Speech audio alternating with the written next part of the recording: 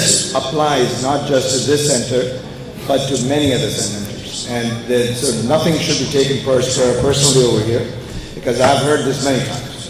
One of the biggest challenges we youth face is the elderly refuse to give up the mosque politics, like prefer to run it like mosques in Pakistan or in India.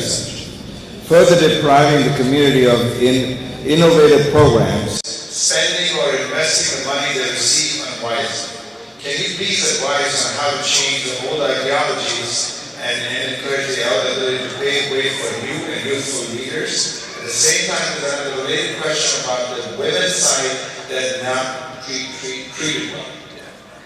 So before I answer the question, I think I have to mention something, and that is, it's very easy to criticize our elders and tell them, oh, they're not running the masjid properly, this and that, but at the same time, we also have to give credit where credit is due. We have to respect our elders and understand that they are the ones who planted the seeds. They're the ones who built the centers.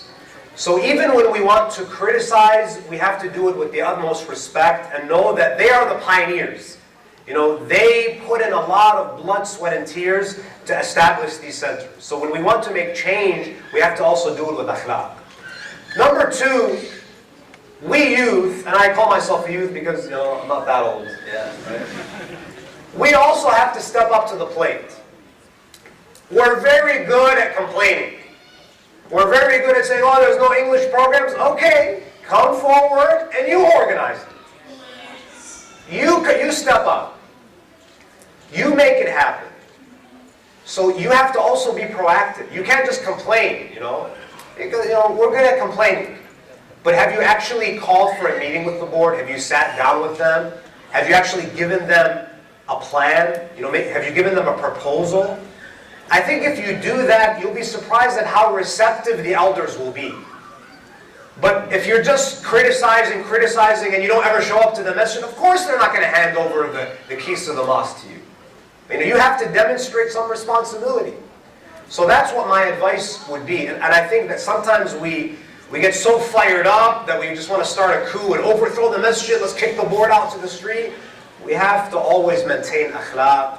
We have to honor our elders, because I'll tell you something, brothers and sisters.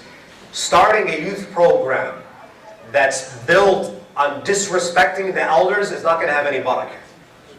So that also has to be kept in mind. So you have to take the community by the reins, right? You have to come forward and put the proposals together and take initiative.